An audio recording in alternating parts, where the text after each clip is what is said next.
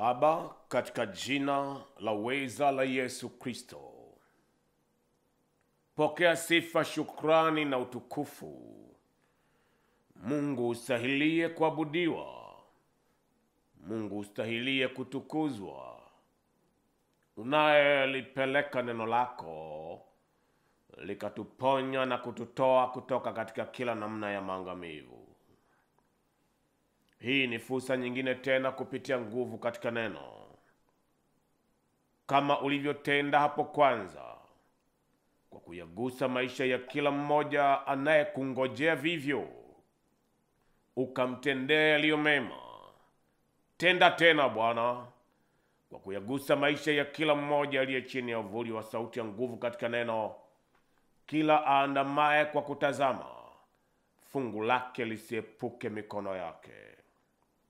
Nena na kutenda, na sifa, shukrani na utukufu viwe vyako wewe, katika jina la Yesu Kristo, amen. Haleluya. Ninakusalimu katika jina la Bwana na Mwokozi wetu Yesu Kristo. Ni njema tena kuwa pamoja katika ushirika huu wa nguvu katika neno. Kama ilivyo hivi, ni kupitia sauti ya hekima na maarifa ya Mungu. Mungu ananena, basi bora hekima, na katika mapato yako yote jipatie hekima, jipatie maarifa. Nguvu katika neno imekusudiwa kukupatia wewe roho ya ufahamu na maarifa, kwa kuwa kumwandama Mungu unayemtambua huku ukijua njia zake ni heri kuliko njia yoyote ya kuenenda ukiwa unapapasa. Hivyo mimi pamoja na familia yote ya Hebron Media na Hebron TV nalibariki na kulitukuza mno jina la Bwana kwa fursa hii ambayo wewe unatupatia tupate kukushirikisha yale ya siri za Mungu. Ni kwa kiwango gani unatambua mambo ya fumbo na siri, itaamua kiwango gani maisha yako yapewe kuinuka. Hivyo utakuwa mwenye hekima kabisa, utafanya kwa busara, ukiwashirikisha wengine wowote kutoka umbali wowote na kona yoyote waliko habari ya Hebron TV na Hebron Media katika social media platform zake, na ijara yako isiyaepuke maisha yako.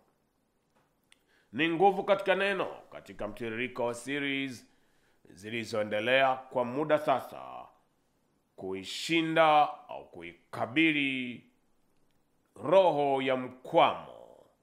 Roho ya mkwamo. Mungu hakumuumba mwanadamu katika eneo lolote ili akwame katika eneo lolote. Mungu amemuumba mwanadamu ili awe kiumbe anayeendelea. Hapo kwanza ulikuwa tumboni, kisha ukazaliwa.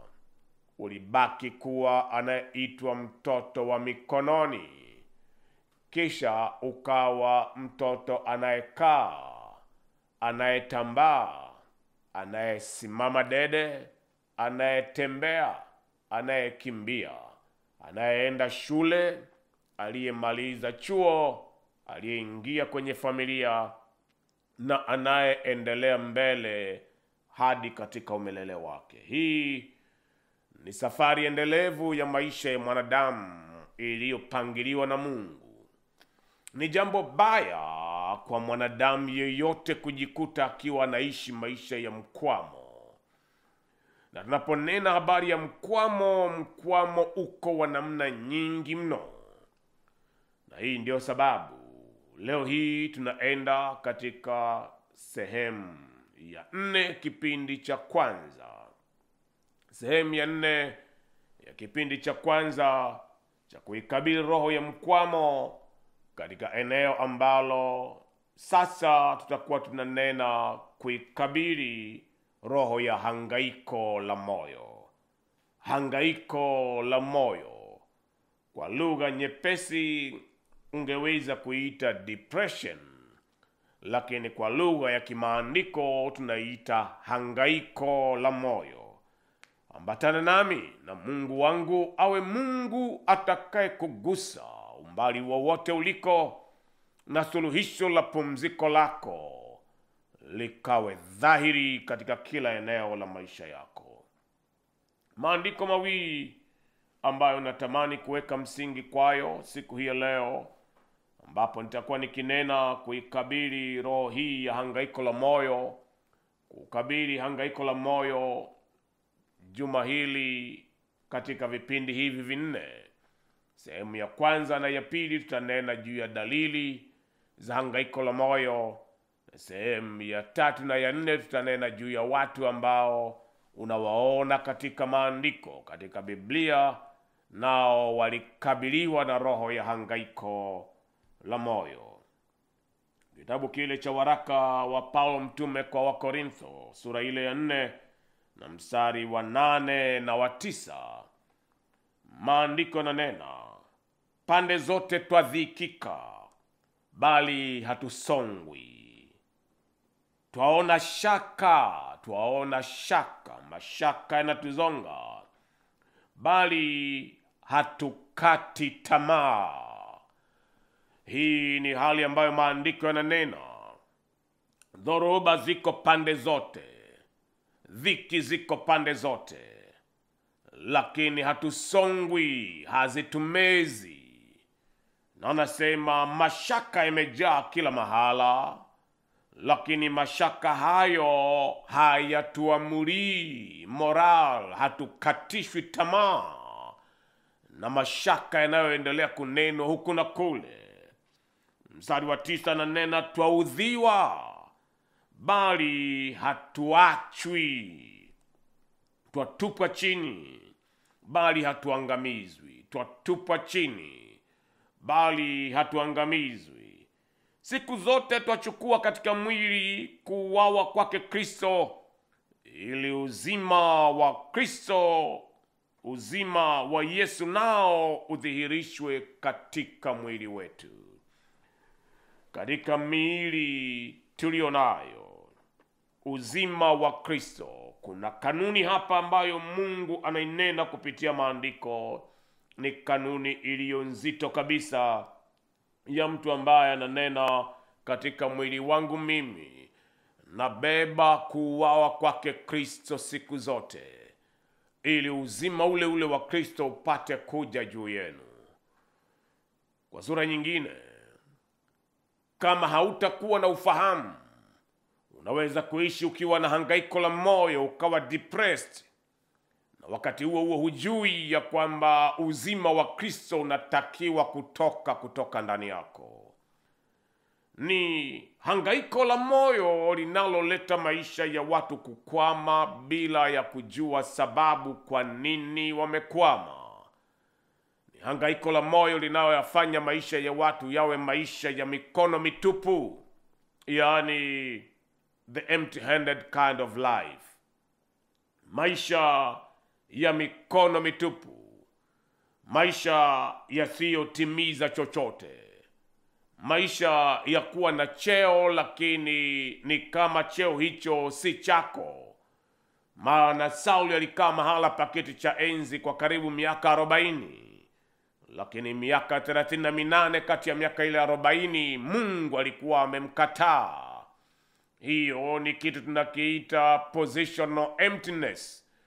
Mtu unapokaa mahala, wanakudhania una mamlaka, wanadhania unakalia kiti cha enzi, wanadhania uko kwenye ndoa, wanadhania uko mahala pa biashara, na wewe mwenyewe unajua ni mtupu, huna chochote.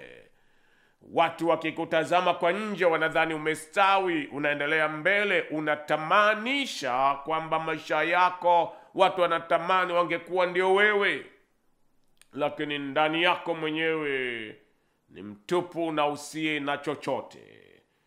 Zaburi 143 mstari wa 7 na wa 8 ni andiko linalotupa mtazamo mwepesi wa kujua hangaiko la moyo.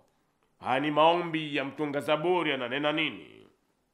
E Bwana, unijibu hima, roho yangu imelegea. Hili ni hangaiko la moyo. Usinifiche uso wako, nisifanane nao washukao shimoni. Nisifanane nao washukao shimoni. Unifanye kusikia fadhili zako asubuhi, kwa kuwa nimekutumaini wewe. Unijulishe njia zako, unijulishe njia ile nitakayoiendea, kwa maana na kuinulia nafsi yangu. Kwa kuwa mimi nimekuinulia nafsi yangu. Tunapoongea juu ya hangaiko la moyo, hasa tunapozungumza depression, tunamaanisha nini kiwepesi?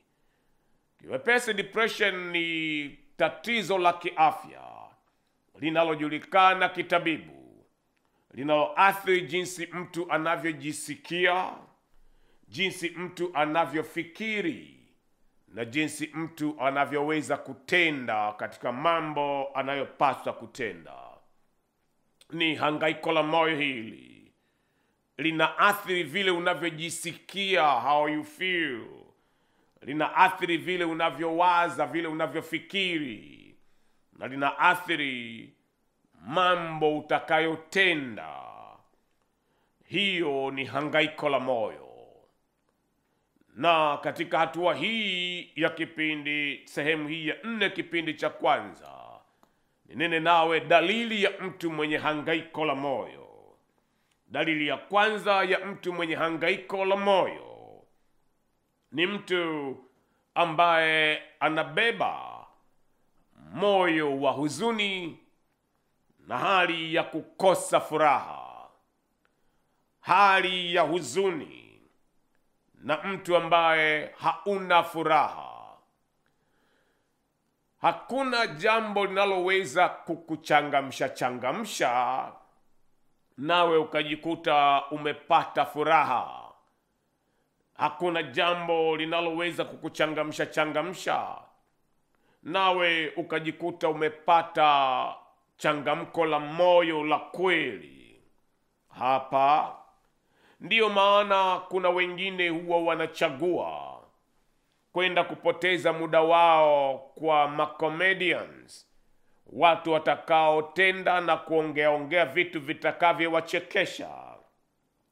Unachekeshwa kwa kitambo tu, lakini kile tunachokiita furaha ya kweli inakuwa haiko ndani yako. Ndiyo sababu kuna tofauti ya kile tunachokiita furaha ya Bwana na furaha anayoipata mtu kwa sababu ya vitu alivyopata. Yani, the difference between the joy of the Lord and being happy. Mtu unapokuwa happy ni kwa sababu gari la ndoto yako umelipata, lakini gari hili linaweza kugeuka kwa sababu ya huzuni yako. Hatimaye umepata kazi ile, umepata mkataba ule, na baada ya muda unakutana na changamoto tele. Umepata mtoto yule, lakini mara baada ya muda changamoto zinazomkabili mtoto huyu zinakuwa ni jambo lililo mapambano na makabiliano yako tena. Kwa sura hiyo, hali ya mtu kuwa depressed inakuja kwa sababu mtu huyu ana mambo yanayomzonga, una mambo yanayokukabili, na kwa yale yanayokukabili unasikia kwamba hauna chochote kilicho sababu ya furaha. Hilo ni hangaiko la moyo, na Bwana ananituma kwako katika majira haya ya kwamba kwa furaha mtateka maji katika visima vya wokovu. Ni furaha inayofanyika kuwa kamba ya kuteka maji ya mema katika visima vya wokovu. Jambo la pili, ni dalili gani inayotupa kujua kwamba huyu mtu ana hangaiko la moyo?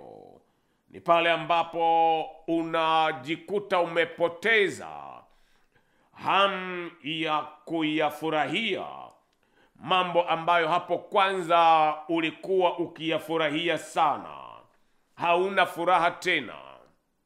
Ulikuwa ukiipenda kazi hii sana, lakini sasa hutamani hata kucha asubuhi ili uende kazini kule.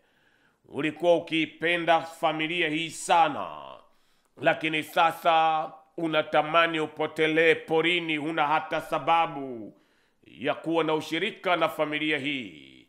Ulitamani sana mchezo huu, iwe ni wa mpira, iwe ni wa mpira wa kikapu, lakini sasa hutamani kwenda mahala popote. Mambo yale uliyoyapenda sana, ukayafurahia sana, na sasa huna hamu ya mambo hayo tena. Wewe umepigwa na hangaiko la moyo, na mkono wa Mungu wangu uje juu yako, ukuondoe katika shimo na kilindi cha maangamivu cha hangaiko la moyo, katika jina la uweza la Yesu Kristo. Jambo la tatu, unajuaje kwamba mtu huyu amepigwa na hangaiko la moyo? Ni pale ambapo unakutana na hali ya kupoteza hamu ya kula. Unapoteza hamu ya kula, unapoteza uzito, au unaongezeka uzito isivyo vya kawaida, kwa namna ambayo haina uhusiano wowote na mabadiliko ya chakula unachokula. Yaani huyu mtu alikuwa akila mlo huu kiwango hiki, na sasa anaendelea kula mlo huu na kiwango hiki. Na tazama, mtu huyu anakonda, na huwezi kuelezea sababu kwa nini mtu huyu akonde. Je, kuna jambo gani limeingilia kati? Anaumwa, haumwi popote, lakini mtu huyu ana hangaiko la moyo. Mtu huyu ghafla anasikia hahitaji kula, kuna kucha asubuhi, anakunywa maji ya moto au kikombe kimoja cha chai, na anasikia hawezi kula chochote tena mpaka majira ya usiku mkubwa. Na saa hii wakiweka chakula, atakula vijiko viwili. Na tazama, mtu huyu anaendelea kuongezeka uzito, na haelewi nini kinatokea. Hangaiko la moyo limekupiga, na hii ni roho inayoyapiga maisha ya watu ili waanze kuhudhuria matibabu wasiokuwa na sababu nayo. Unahitaji Mungu akupe pumziko, na ukipewa pumziko, maisha yako yamepewa mpenyo wake na yamerejeshewa ustawi wako. Jambo la 4 ni nini hiki kilicho dalili ya mtu anayekabiliwa na roho ya hangaiko la moyo? Ni mtu ambaye anapata usingizi wa mateso, huwezi kulala kabisa, au unalala kuliko ilivyo kawaida.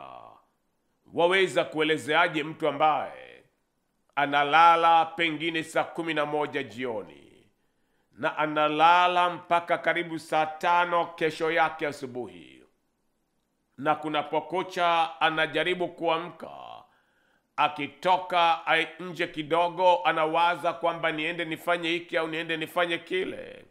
Akifika sebleni, amekaa kwenye kiti, analala masaa mengine 3. Anafika mahala anajikuta hii ni saa 8, saa 9. Baadaye yeye kuchangamka aende aoge, afanye hiki na kile, anasikia mwili wote umekataa kufanya jambo lolote. Anarudi kitandani tena, analala mpaka siku ya kesho yake. Hii inakuambia nini? Mtu huyu amepigwa na hangaiko la moyo, na yale yote ambayo yangekuwa ni utashi wako yamekatizwa, yamezuiliwa, yametoeshwa kupitia nguvu katika neno. Mungu na akufungue wewe, akukomboe wewe, akutenge na kila namna ya nguvu ya hangaiko la moyo, akulete mahala pa neema ya watu walioponywa, waliogangwa, waliopewa pumziko kwa yeye, katika jina la uweza la Yesu Kristo. 5, ni dalili gani zinakujulisha kwamba huyu mtu anapigwa na hangaiko la moyo? Ni mtu ambaye unapoteza uwezo, unapoteza nguvu, unajikuta umechoka, na hasa inapohusisha maumivu ya kichwa au kichwa kuwa kizito bila ya sababu za kuelezeka. Unasikia hali ya kuchoka mno, unasikia hali ya kichwa kuwa kizito, hakiwezi kufanya maamuzi wala kufikiri vema, na ukisema unaumwa huelewi useme unaumwa nini, lakini mwili wako ni mzito, hauna nguvu ya kufanya chochote, majukumu na mipango yako iko vema hapa na pale, ungetamani kuandama lile na ukatamani kuandama na lile, lakini kila kitu ndani yako kina kukataa, kwa sababu mwili wako ni mzito na kichwa chako kimejam. Unasikia kichwa kimekataa kufanya lolote. Hilo ni hangaiko la moyo. Hilo ni hangaiko la moyo. Jambo la 6, unajuaje kwamba mtu huyu amepigwa na hangaiko la moyo? Ni pale ambapo mtu huyu anajisikia kuwa ni mtu asiyestahili, yani unasikia hali ya hatia moyoni mwako na kujihesabia hali ya kutokustahili. Tunapoongelea hatia moyoni mwako, tunazungumzia the guilty conscience, ambayo katika hiyo shetani atakukumbusha tena na tena mambo yale ulioishi ukiyatenda, mambo yale ulioyatenda kwa makosa, mambo yale ulioyatenda kwa hatia, mambo yale ambayo hustahili maombi yako kujibiwa na Mungu, na mambo yale ambayo atakukumbusha kwamba hustahili familia ulionayo, hustahili kazi ulionayo, hustahili chochote ambacho unapewa kama thamani ya pendo la Mungu kutoka katika maisha na mikono ya wengine. Unapokuwako na hali ya kusikia hustahili na kwamba una hatia, ujasiri wako umeondolewa na uwezo wako wa kutenda mambo kwa usahihi umefutika. Mambo yale ambayo una ujuzi wake kwa kina, mambo yale ambayo unao uwezo wenye nguvu kwayo, unajikuta kuwa ni aina ya mtu ambaye huwezi kufanya chochote. Mmoja wa baba wa kiroho ananena, moyo wangu wa wema wa kutaka kukuinua, haina maana kwamba ndio niinue nibaki nikiwa nimekumbatia wenye ukoma. Alikuwa anamaanisha nini? Anamaanisha bila kujali udhaifu ulionao, nitashughulika na udhaifu ulionao mpaka upone. Mungu ndivyo alivyomtendea Musa. Musa alimwambia Mungu, mimi siwezi kusema. Na inathibitika vema katika ulimwengu wa maandiko kwamba Musa alikuwa na ulimi mzito, yani kigugumizi. Unamfanyeje mtu ambaye ana kigugumizi cha mkwamo mkubwa kuwa mhubiri? Hapa Mungu alipoisikiliza sauti ya malalamiko ya Musa, Mungu hakumwambia nenda hivyo hivyo. Alitatua tatizo la Musa, akaondoa udhaifu wake, akaondoa unyonge wake, ili upewe kuinuka, ili upewe mpenyo, ili upewe thamani ya yale ambayo Mungu alikukusudia tokea zamani.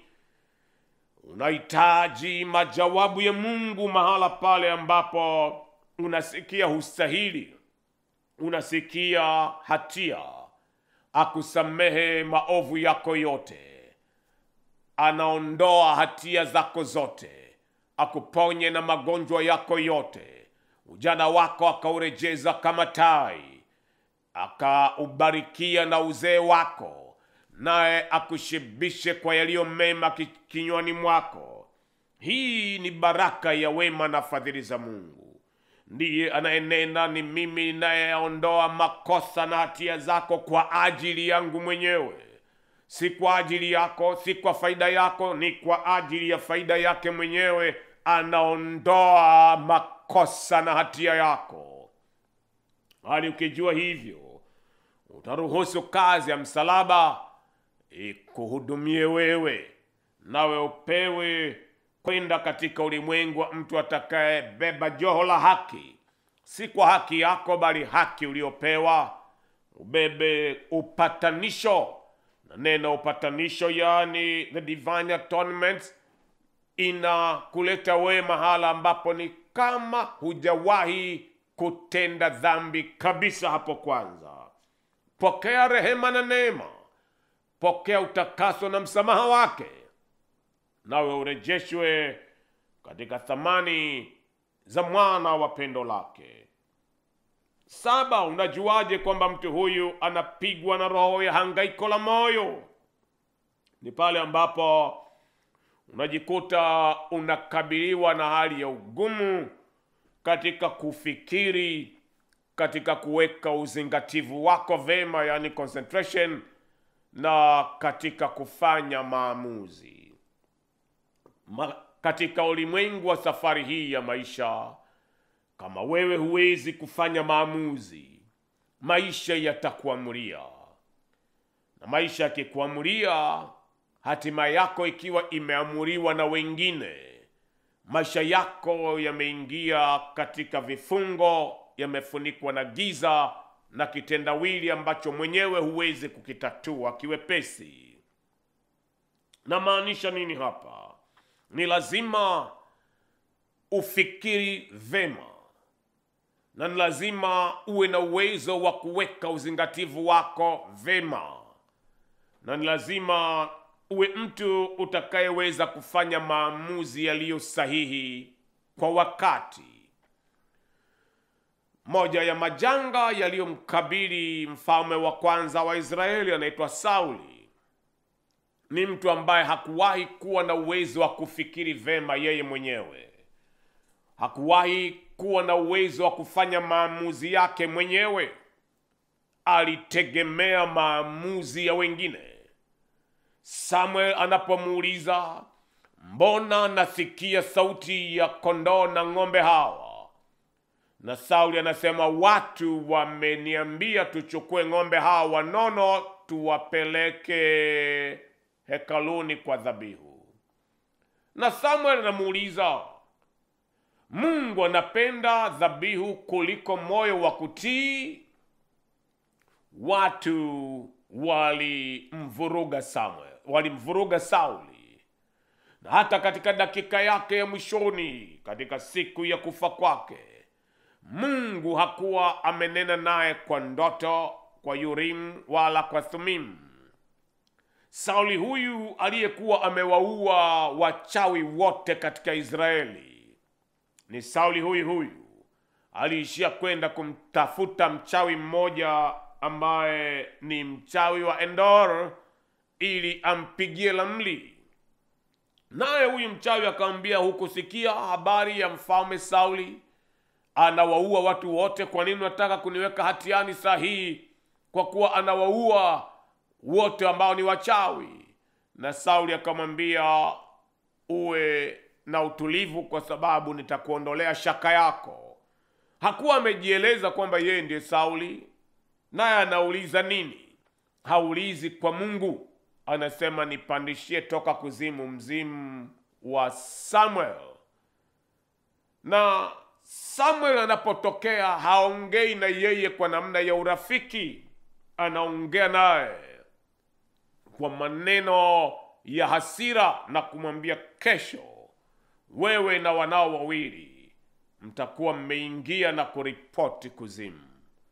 Ni jambo linaloonyesha maisha ya mtu ambaye amekosa uwezo wa kufikiri, amekosa uwezo wa kuweka uzingativu wake kwa yaliyo sahihi, na amekosa uwezo wa kufanya maamuzi yaliyo sahihi. Na kwa sura hiyo, mwisho wake umekuwa wa maombolezo, mwisho wake umekuwa wa vilio, na mwisho wake umekuwa ni kitu kisichotamaniwa na awaye yote. Miaka kadha iliyopita, miaka mingi kidogo iliyopita, nimewahi kukutana na kesi ya binti ambaye yeye mwenyewe hana alichonacho kichwani mwake wala moyoni mwake. Hana uwezo wa kufikiri na kufanya maamuzi yanayojitegemea.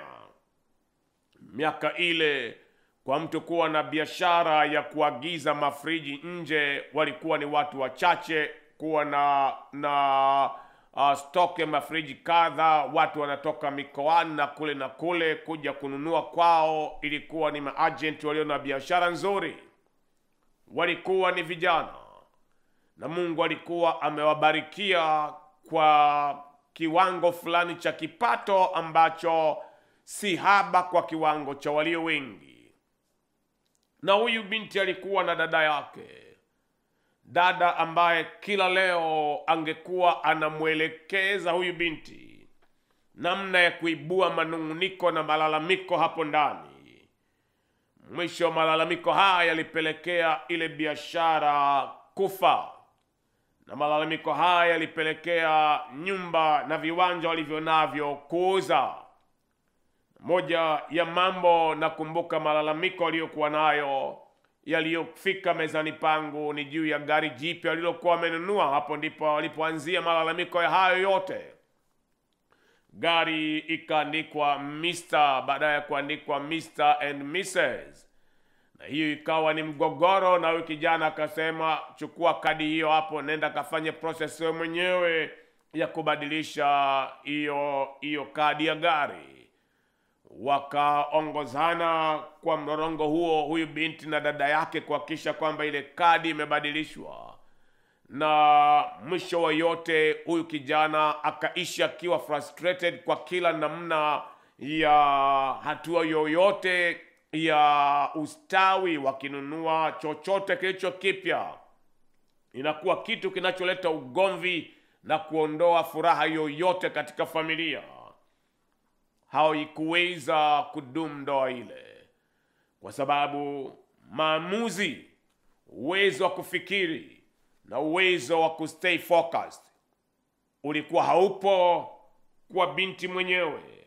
Na yale aliyobaki akiyazingatia, tumepata nini na hiki nini kitakuwa cha nani, na hiki nini itakuwaje kama kesho wewe haupo. Haya ni mambo muhimu mahala pake inapofika mahala pa kulindana kama wanandoa.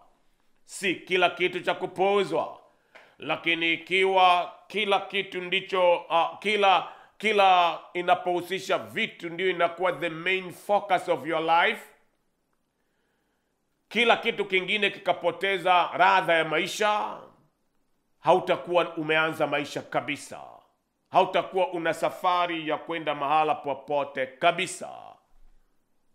Na thamani ya maisha yako iko wapi? Iko mahala pa wewe kufikiri vema na ujue jinsi gani utajidhabihu na kujitoa kwa yale yaliyo sahihi. Na kwa kule kujitoa kwa yaliyo sahihi, ikupe uwezo wa kufanya maamuzi yasiyokuwa na kigeugeu. Hapa ndio sababu kuna watu ambao leo hii anasema anamwamini Yesu, na kesho amegeuka kwenda mwelekeo wala haueleweki anaamini kitu gani. Sijasahau moja ya siku nilipokaa mbele ya meza ya ushauri na huyu kijana ambaye yeye anasema amempenda binti yangu hapo kanisani, na nikamuuliza juu ya imani yake, unaamini nini? Ananiambia yeye amesali dini zote na kwamba yeye hana shida na dini yoyote. Nikamwambia hiyo ni kitu kilicho sahihi, kwamba sisi sote hatuna tatizo na dini yoyote. Tunaheshimu na kuthamini vile ambavyo wengine wanaamini na vile wengine wanavyoviabudu. Lakini wewe mwenyewe unaabudu nini katika hoja hii hapa? That's the most important part. Unaamini nini? Kama utakuwa na mwelekeo wa pamoja na hatima na binti yangu, nataka kujua ni kwa kiwango gani utakuwa na ulinzi kwake, utakuwa na maamuzi yaliyo sahihi kwake, na mtakuwa na kile tunachokiita the fundamental principles of life. Tunaamini Mungu mmoja, tunaamini mwelekeo mmoja, tunaamini hatima moja. Kwa kuwa msipokuwa na the same value of life, kwamba kile anachokiheshimu unakiheshimu, kile anachokipenda unakipenda, kile anachokipa thamani inayostahili ndivyo unavyokipa thamani, hamwezi kuwa na hatima ya pamoja. Na alipoondoka mezani pangu, namuita huyu binti na kumuuliza, unapoongea na huyu mtu mnaelewana? Akasema, sijawahi kumuelewa hata kidogo, ndio sababu nimemleta kwako. Nami nikamwambia, jukumu langu ni kuwashauri, lakini maamuzi unayo wewe. Mtu anaamua juu ya hatima yake, na mshauri jukumu lake ni kumuonyesha hatari na athari ya maamuzi anayoyaamua, au faida na uzuri wa yale atakayokuwa akiamua. Ni mtu wa namna gani huyu unayesema anakabiliwa na hangaiko la moyo? Point number 8, ni mtu ambaye anakabiliwa na roho ya mawazo ya mauti na hali ya kutamani kujiua. Roho ya mauti ni jambo tofauti, na hali ya kutamani kujiua ni jambo tofauti pia. Kuna wale watu ambao katika kila kunapokucha na kila kunapokuchwa, wao huiona mauti ikiwa karibu nao. Huyu ni mama mwingine aliyekuja ofisini kwangu akiwa na mashaka juu ya binti yake wa mwisho. Alimtoa kwenye shule moja, kamhamisha, kampeleka shule nyingine, akiamini kwamba kwenye shule ile kuna mauti inamtafuta. Na alipompeleka kwenye shule hii nyingine, ndani ya muda si mrefu akamwondoa kutoka boarding, kamrudisha nyumbani, ili awe anatoka nyumbani kwenda shule, kwa sababu na hapo amehisi kuna roho nyingine ya mauti. Na mwisho wa siku sasa anahisi hapana, hata shule hatakiwi kwenda, anaona akae naye nyumbani. Ilipofika katika hatua hiyo, ndipo akahisi kwamba ana tatizo. Anapokuja mbele ya meza yangu akiwa na hofu ya namna ile, nami nikamwambia, ni hofu ya mauti ulionayo inayofungua mlango wa mauti. Hofu ya mauti hufungua mlango wa mauti, na mlango wa mauti unapokuja juu ya mtu, huwa unamtaabisha mtu huyu, utamtesa mtu huyu, na kumfanya mtu huyu awe mateka wa kukimbia kwa vitu visivyokuwapo vinavyomkimbiza. Hii inamaanisha nini? Namwambia huyu mama, kama mauti inataka kummeza mtu, akiwa yuko shule boarding, au akiwa anasoma day, au akiwa analala na kuamka na wewe hapo hapo, wewe sio Mungu wa kudhani kwamba unaweza kupambana na mauti ili uishinde. Jambo unalopaswa kulijua, Mungu asipoulinda mji wanakesha bure walinzi wake, na Bwana asipojenga nyumba, wajenzi wa nyumba hiyo wanajenga bure, vitaporomoka vyote wanavyovijenga. Hapa ndipo panapokuja roho ile ya mauti iliyozidishwa. ndiyo inayowafanya watu sasa kuwaza, kwa nini nisife? Kwa nini nisiondoe uhai wangu mwenyewe? Katika kila wakati anapowaza, sikubaliwi, sipendwi, sithaminiwi, siheshimiwi ipasavyo, bora nife, bora niondoe uhai wangu. Hii inakuambia nini? Ni mtu aliyepigwa na hangaiko la moyo kwa kiwango cha kwamba anazingirwa na hali ya mauti. Jambo lile la 9 na la mwisho kwa leo ni mtu wa namna gani huyu anayekabiliwa na hangaiko la moyo?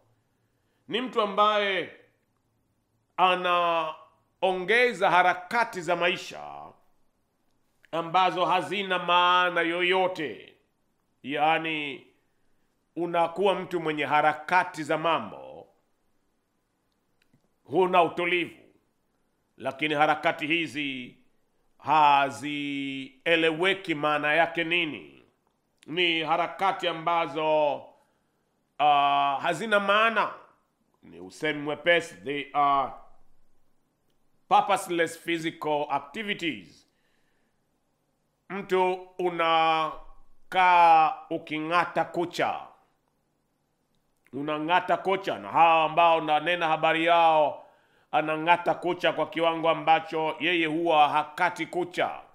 Yaani anakata kucha kwa meno, na anakata kucha kwa meno, sio kwamba anazing'ata, anazikata alafu anazitema, anazing'ata na zinapotelea mdomoni mwake.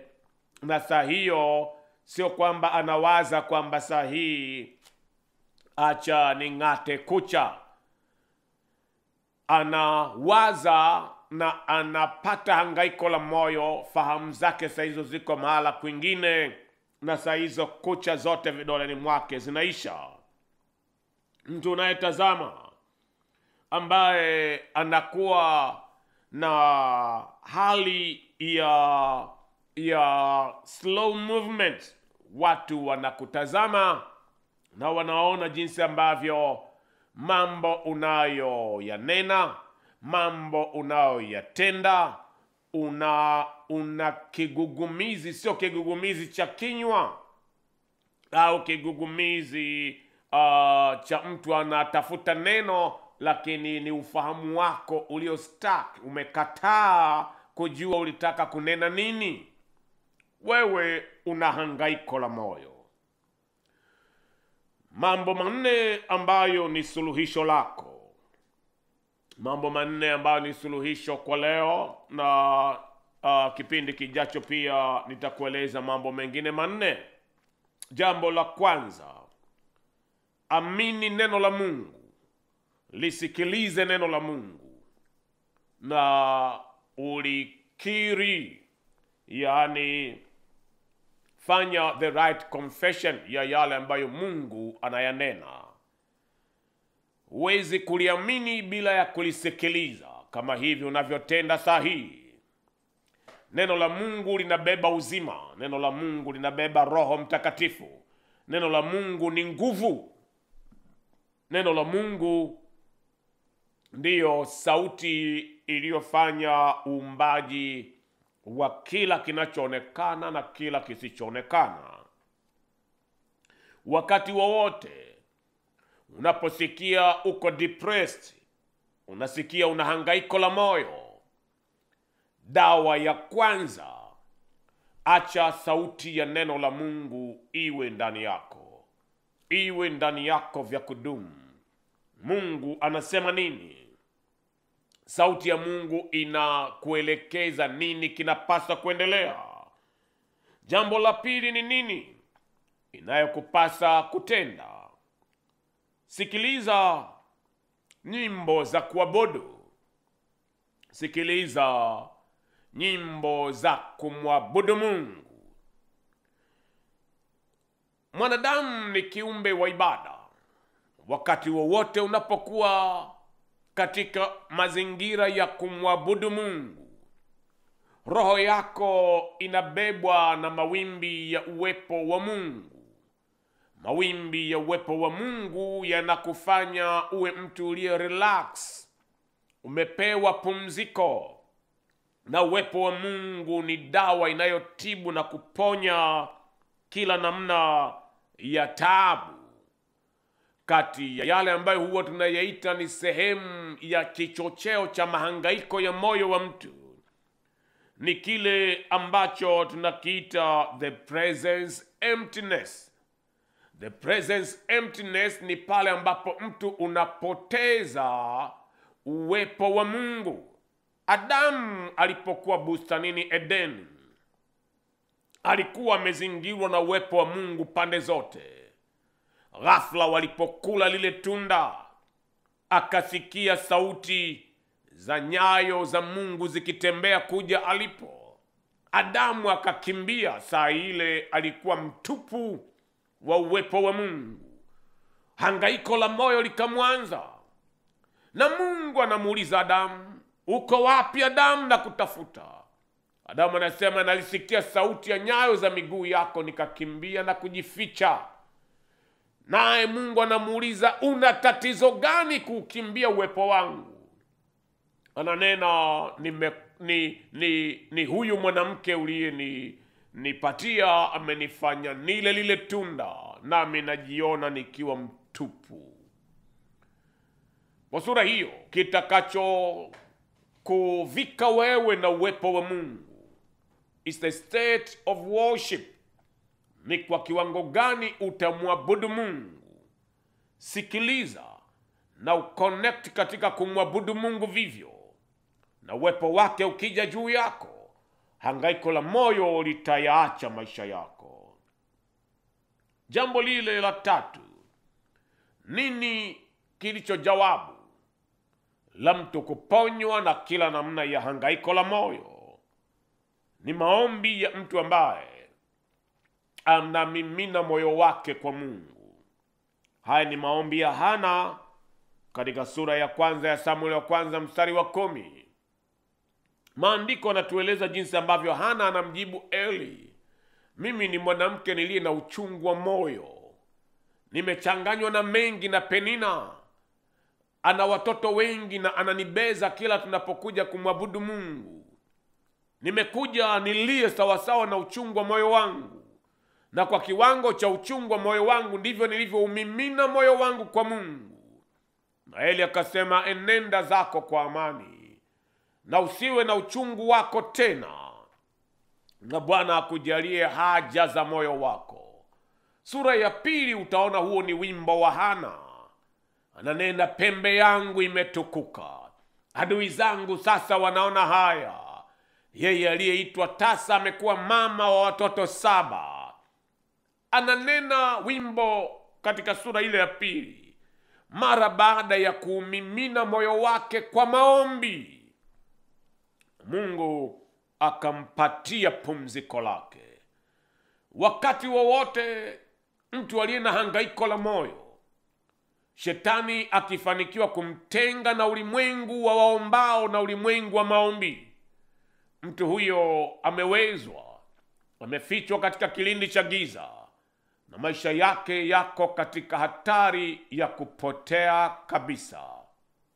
Mtu yeyote ambaye unajua kabisa moyo wako ni mzito, unabeba hangaiko la moyo, lakini huwezi kwenda mahala pa watu wanaoomba Mungu, jua ya kwamba umetengwa na ufunguo wa muhimu kabisa wa wewe kupokea majawabu na suluhisho la mambo ambayo Mungu anakupatia.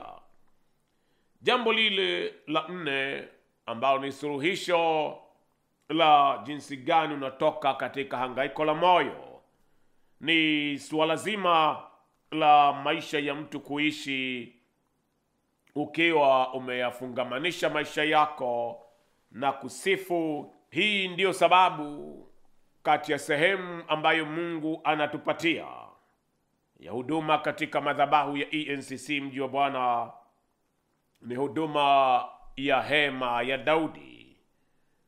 Wakati wowote mtu anapokuwa anaomba, maombi yana nguvu, lakini mtu anaweza kuomba vibaya.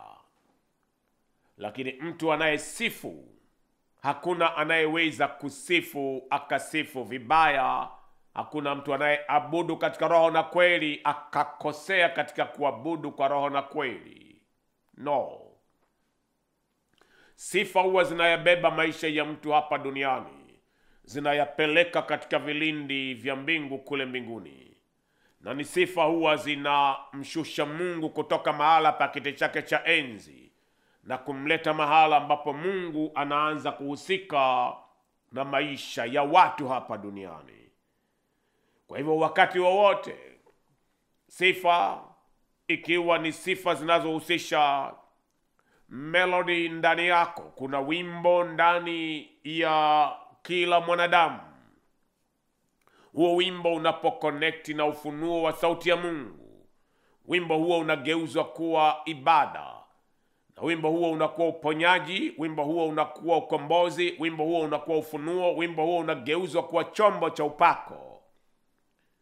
Bila kujali una sauti ya kuimba au hauna sauti ya kuimba, una ujuzi wa kuimba au hauna ujuzi wa kuimba, maisha ya kumsifu na kumwabudu Mungu ni dawa kwako. Msifu kwa maneno yako, msifu kwa matamko, wastahili, unaweza, uinuliwe, umwema, fadhili zako ni za milele, bado ni sifa. Msifu kwa kuambatana na wenye sauti na sauti yako imezwe na sauti zao, nawe umemsifu na kumwabudu, na mawimbi ya uwepo wake ambatane nawe. Utakuwa umegangwa, umeponywa, umefunguliwa na umepewa pumziko katika ulimwengu wa kila namna ya kongwa la roho, ya hangaiko la moyo. Mahala sahihi pa kuanzia ni wewe kumpa Yesu maisha yako, awe ni Bwana na Mwokozi wa maisha yako. Fungua moyo wako sasa, weka mikono yako yote miwili kifuani pako, omba nami kwa kunena: Bwana Yesu, na fungua moyo wangu leo hii na kukaribisha wewe. Tawala Bwana roho, nafsi na mwili wangu, unifanye kuwa wako milele. Unitenge kabisa na kila namna ya hangaiko la moyo linalotokana na hatia na dhambi zangu. Naomba uandike jina langu katika kitabu cha uzima cha mwana kondoo.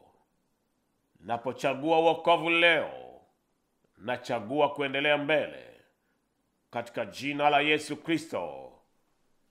Amen. Kama umeomba maombi haya, wewe umeokolewa tayari. Hivi punde nitakuwa nikiomba kwa ajili ya wote, kwamba Roho wa Mungu awagange na kuwatenga na kila namna ya hangaiko la moyo. Na kila mmoja anayefuatilia kwa kutazama Nguvu katika Neno, tafadhali wasiliana nasi kwa mawasiliano yanayopita mbele ya skrini yako, na iwe baraka kwako, na iwe ustawi, na iwe pumziko kwako. Baba, katika jina la uweza la Yesu Kristo, nani mwingine aliye kama wewe? Mkono wako Baba hauna umbali wowote, na unyooshwe sasa, uje juu ya kila mtazamaji wa Nguvu katika Neno, umbali wowote aliko, kona yoyote chini ya mbingu. Saa hii kwa kazi ya msalaba na kwa Roho wako wa milele aliye muumbaji, mkono wako wa nguvu na uweza uwe juu yake.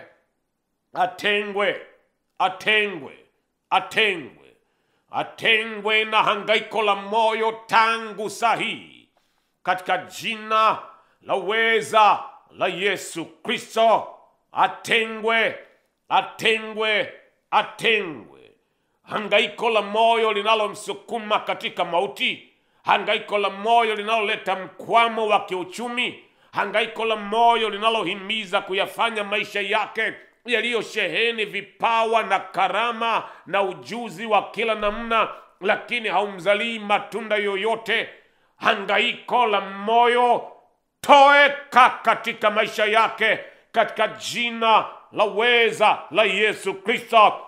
Toeka katika kila eneo la maisha yake. Mahala popote anapoenda kwa uzito, nguvu zake zifanywe upya.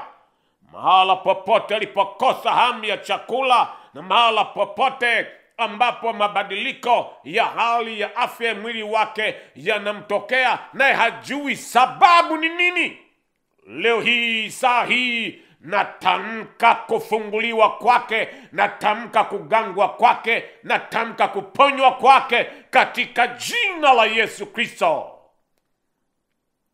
Wewe Roho wa Mungu uliye wa milele, mlete mahala pa ushirika na upatanisho wa kwako kwako Kristo, hata iwe ya kwamba kila namna ya hasara zinazompa hali ya kongwa la roho nzito zigeuzwe na kuwa fidia ya faida pande zote za maisha yake. Pale ambapo kongwa la mauti limemwandama, pale ambapo amekutwa na kwenda kwa uzito kwa mambo asiyojua sababu ni kwa nini, wewe uliyemwinua wa vichwa vyetu kwa mkono wako wa milele ulio chini mavumbini, mwinue, mwinue, mwinue. Magonjwa, maradhi na kila namna ya vifungo na udhaifu viache maisha yake katika jina la Yesu Kristo. Kila namna ya msimamizi wa mateso, kila namna ya kongwa la roho inayosimamia mateso juu yake, ili awe mtu aliyebeba hangaiko la moyo kutwa kucha, leo hii na kutenga nayo katika jina la Yesu Kristo. Pokea pumziko lako, pokea kustareheshwa kwako. Yeye aliyenena, jitieni nira yangu na mjifunze kwangu, mzigo wangu ni mwepesi na nira yangu ni laini, nanyi mkapate pumziko, mkapate raha nafsini mwenu. Raha iliyonenwa na Bwana iwe ndilo fungu lako katika jina la Yesu Kristo. Amen. Haleluya, lihimidiwe na kutukuzwa mno jina la Bwana. Ni ndugu yako Bishop Manasseh DM kutoka ENCC mji wa Bwana pale Mbezi kwa Msuguri, mahala mabaya yasiporuhusiwa kuharibu. Itakuwa ni furaha yangu kukutana nawe uso kwa uso katika nyua za mji wa Bwana. Ibada moja katika nyua za mji wa Bwana inatosha kubadilisha maisha yako yote katika umilele wako, kwani katika mji wa Bwana kama unavyosikia ndivyo utakavyoona. Fanya maazimio, ikiwa ni majuma ya unabii, ikiwa ni ibada ya uponyaji na ukombozi, au ikiwa ni ibada ya Jumapili tunayomwadhimisha Bwana, kumwabudu yeye katika roho na kweli. Fungu lako na liwe kifuani pako, na shuhuda zako zikawe za kudumu. Hadi kipindi kingine cha nguvu katika neno, wema wa Mungu na udumu kuwa juu yako. Shalom.